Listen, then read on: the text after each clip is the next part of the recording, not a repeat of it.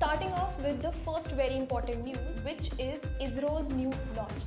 Indian space research organisation ने बहुत ही recently एक नई सैटेलाइट लॉन्च की है, which is very different from all the satellites they have launched till date. इस सैटेलाइट का नाम है PSLV C58। PSLV का मतलब polar satellite launch vehicle C58। अब सबसे पहले कुछ इंपॉर्टेंट चीज़ें जान लेते हैं, जैसे कि ये लॉन्च हुआ कहाँ से है। ये लॉन्च वहीं से हुआ जहाँ से ज़्यादातर सारे के सारे सैटेलाइट लॉन्चेस होते हैं, which is are Satish Dhawan space centre which is in Sriharikota. अब इस सैटेलाइट का मेन काम क्या है? पहली बात तो इस सैटेलाइट को एक्सपोसैट बोला जा रहा है, मतलब फुल फॉर्म है इसका एक्सरे पोलरीमीटर सैटेलाइट। ठीक है, इसका काम क्या है? ये बेसिकली अर्थ के 350 किलोमीटर्स के रेडियस पे सर्कल करेगी और वहाँ से जो भी एक्सरे आती हैं, जो भी सेलेस्टियल बॉडी है, फॉर एग्जाम्पल कोई स्टार भी हो सकता है, बट यहाँ पर इंपॉर्टेंट है ब्लैक होल्स, तो वहाँ से जो भी एक्सरेज एमिट होकर आती है उनका पोलराइजेशन मेजर करके पूरा का पूरा डेटा इंडियन साइंटिस्ट के पास वापस भेजेगी। अब क्या इस डेटा को सिर्फ इंडियन साइंटिस्ट यूज़ करेंगे? नहीं, जनरली आप देखेंगे जो कंट्रीज़ के स्पेस रिसर्च ऑर्गेनाइजेशंस होते हैं उनके बीच में अग्रीमेंट्स होते हैं नॉलेज ट्रांसफ़र को लेकर। तो हो सकता है इसरो के पास जो डेटा आए वो इसरो नासा के साथ भी शेयर करे और ये सारी की सारी रिसर्च साथ में मिलके की जाए। And this is a very very important beginning for India in January 2024। ISRO के चेयरमैन एस सोमनाथ ने बोला है कि this is yet another mission which has been successful, और 2024 को उन्होंने बोला है कि this is the year of Gaganyaan. Coming on to the next news, France will become the first European country जो कि इशू करने वाली है डिजिटल शेंजन वीज़ास, जो कि अभी आने वाले पेरिस ओलंपिक्स में एथलीट्स जा रहे हैं, तो कुछ 70,000 प्लस एथलीट्स को ये वीज़ा इशू किया जाएगा।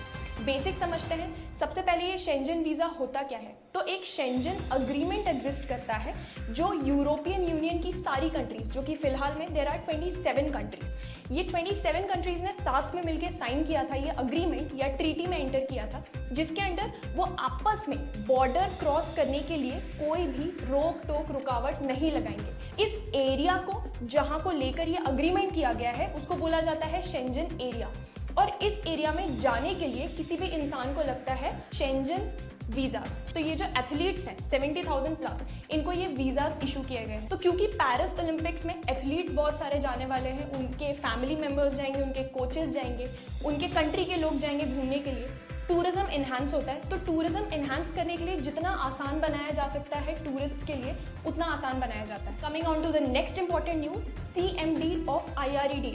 IREDA क्या होता है? Indian renewable energy development agency. ठीक है, this is a mini Ratna. अब mini Ratna companies basically India में अभी तक 74 है। ये मिनी रत्ना कंपनीज होती क्या हैं? सबसे पहले ये समझते हैं। दीज आर दोज कंपनीज जिनका कि 30 करोड़ या उससे ज़्यादा का प्री टैक्स प्रॉफिट है for minimum of 1 year out of 3 consecutive years. तो इनको कैटेगराइज कर दिया जाता है under the ambit of mini Ratna. ठीक है, IREDA is a mini Ratna. उसके जो CMD हैं, कौन? मिस्टर प्रदीप कुमार दास, उन्होंने बेसिकली इस साल को 2024 को डिक्लेयर किया है कि it is the year of human resource development and discipline. Reliance industries ने पहली ऐसी इंडियन इंडस्ट्री या कंपनी बनी है जो कि केमिकली रिसाइकल करने वाले हैं प्लास्टिक वेस्ट बेस्ड पॉलीमर्स को। और ये किस तरीके से करने वाले हैं? बेसिकली केमिकल रिसाइकलिंग के बहुत सारे प्रोसेसेस होते हैं, लेकिन सबसे पहले समझते हैं कि केमिकल रिसाइकलिंग होती क्या है। केमिकल रिसाइकलिंग इज बेसिकली एक प्रोसेस होती है जिसको यूज करके आप पॉलीमरिक वेस्ट, या जिसको हम प्लास्टिक भी कहते हैं कॉमनली, इस पॉलीमरिक वेस्ट को चेंज कर देते हो, इनका केमिकल कॉम्पोजिशन ही चेंज कर देते हो इस तरीके से कि वो जो फिनिश्ड प्रोडक्ट है, मान लीजिए ये एक माउस है, ये पेन ड्राइव है, anything which is made out of polymer या प्लास्टिक, उसका केमिकल कॉम्पोजिशन ही इस तरीके से चेंज कर दिया जाता है कि it goes back to being the raw material.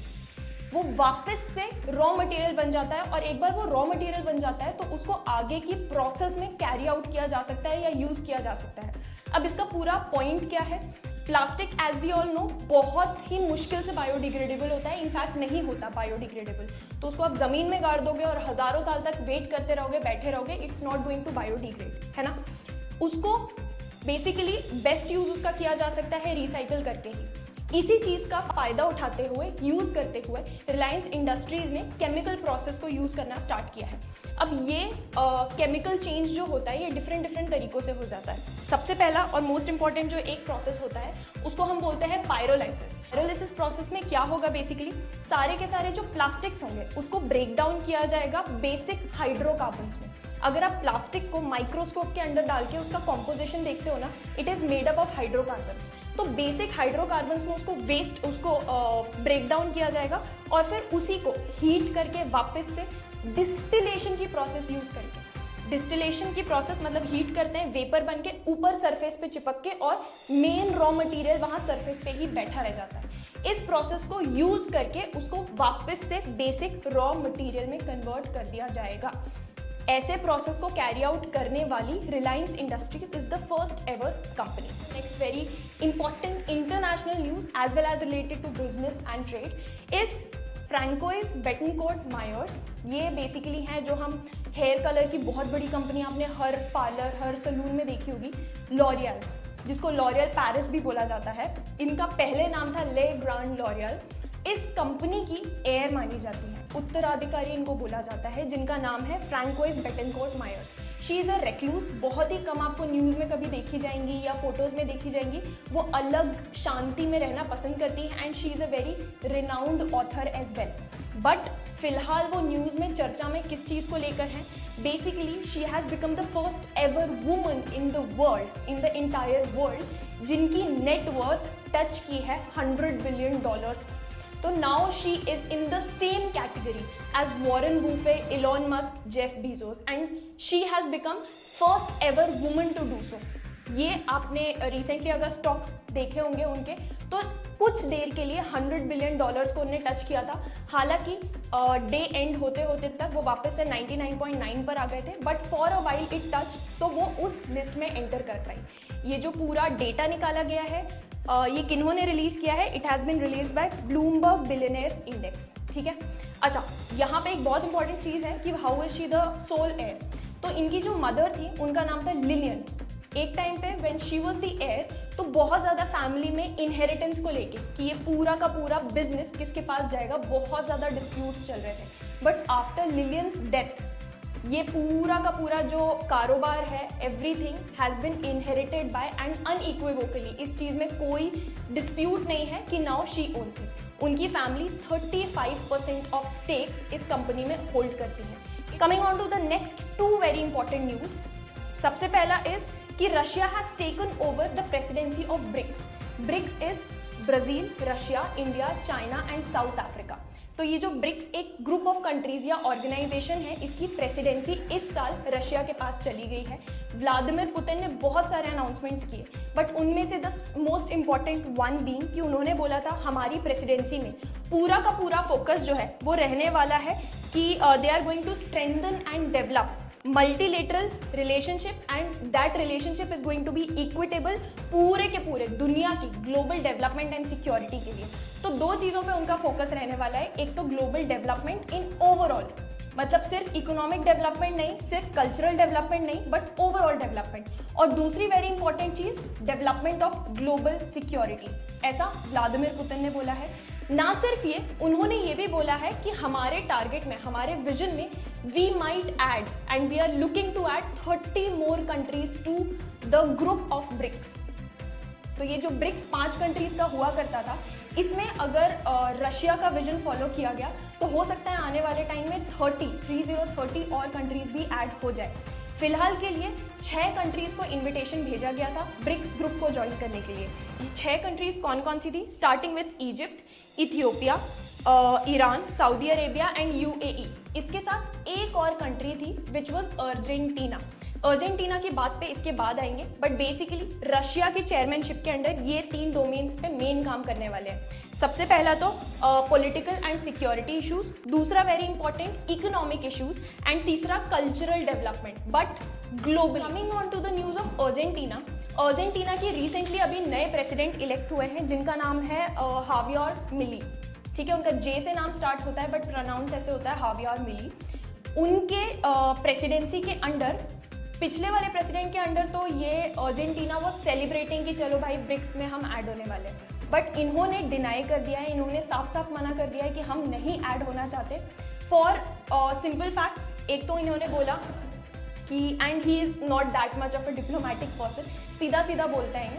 इन्होंने बोला कि एक तो मैं चाइना के साथ कोई बातचीत नहीं रखना चाहता, कोई भी कम्युनिस्ट कंट्री के साथ मैं कोई बातचीत नहीं रखना चाहता।